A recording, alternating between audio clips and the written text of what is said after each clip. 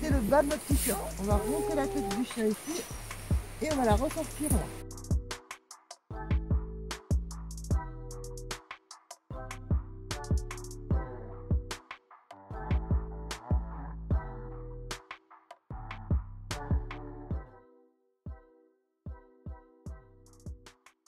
Alors il y a maintenant une trentaine d'années, mon mari Fabrice a ramené un chien à la maison qui s'appelait Douchka. C'était un chien qu'on avait pris comme chien de compagnie. Sauf que ce chien était un husky qui avait bourlingué de maison en maison avant d'arriver chez nous, qui n'était pas très obéissant et qui était très peureux. On s'est dit, mon Dieu, c'est quoi ce chien qui n'écoute pas? Et puis on s'est renseigné, on dit, tiens, un chien de traîneau, ça a besoin de courir. Donc on a fait courir notre petit husky. On est arrivé à une très bonne complicité avec lui. Et puis après, on a adopté 2 autres chiens. Quand on a eu 3 chiens, on a acheté notre premier traîneau.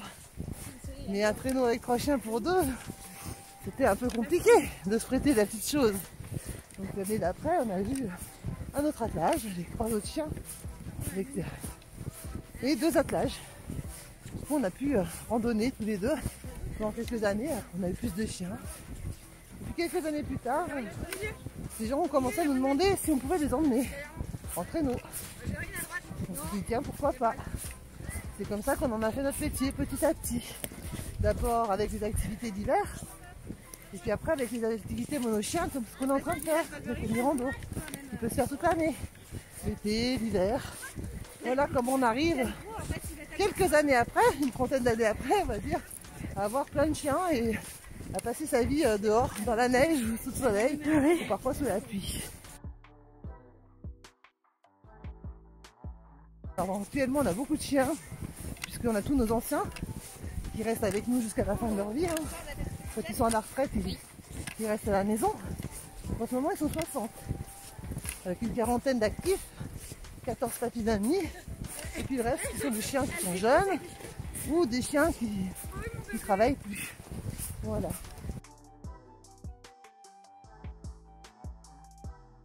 Alors nous sommes situés dans la vallée du Brevon.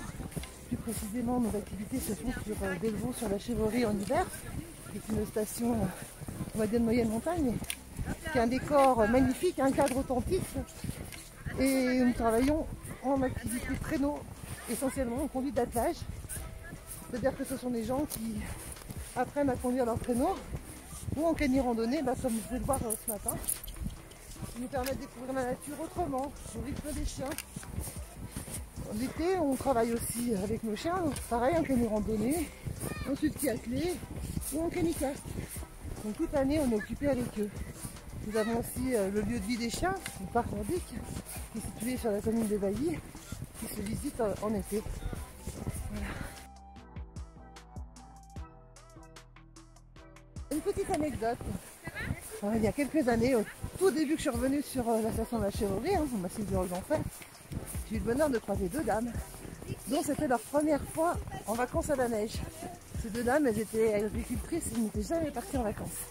Elles sont arrivées ici, mais bien sûr, elles ont envie d'apprendre à conduire un traîneau. Donc on est partis, elles étaient émerveillées. C'est des dames qui avaient l'âge que j'ai maintenant, c'est une cinquantaine d'années. Et c'était vraiment un très très bon souvenir parce que elles avaient dans leur regard les mêmes yeux que les enfants ont quand ils voient quelque chose pour la première fois. Et elles ont passé des super vacances. Nos amis les dameurs les ont emmenés avec eux.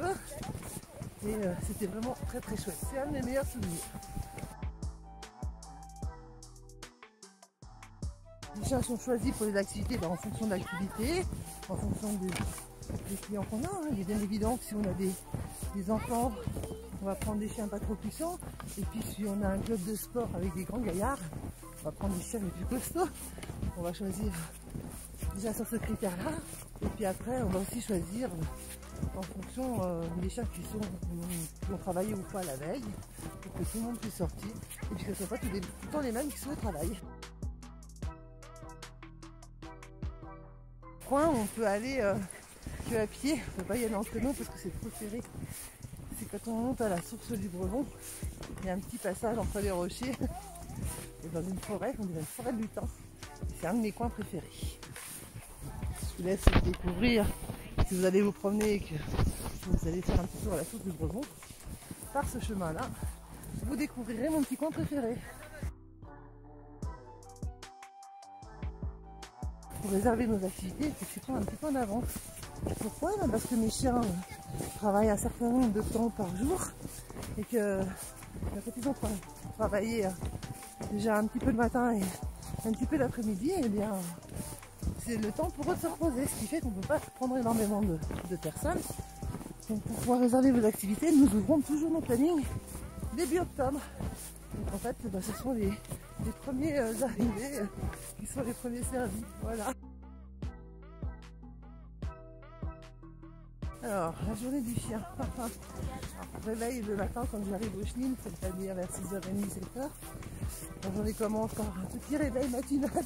J'ai soif! Il faut donner à boire à ce petit monde. Ensuite, on va choisir qui va partir en activité avec nous. On va le sortir. On va le dégoûter les pattes. Faire la petite affaire. Ensuite, on va les monter dans leur véhicule pour pouvoir se rendre à la station. On va les installer, on va les préparer. Ensuite, ils vont faire leur journée, hein. Ils vont se promener son traîneau, son client d'eau, son sulky. Et puis après, pareil, rebelote. On remonte dans la voiture, on rentre à la maison, on sort tous les copains qui sont pas sortis aujourd'hui, on décolle dans les pattes, dans les grands parcs. Et puis après, c'est l'heure du repas. Donc tout le monde rentre dans son petit espace. Et puis chacun attend sagement sa gamelle, enfin, sagement ou moins sagement. Ça dépend lesquels. Il y a des chiens très sages, il y a des chiens moins sages. Et puis après, c'est les nettoyages des chenilles. Et puis les chiens font en gros dodo jusqu'au lendemain matin.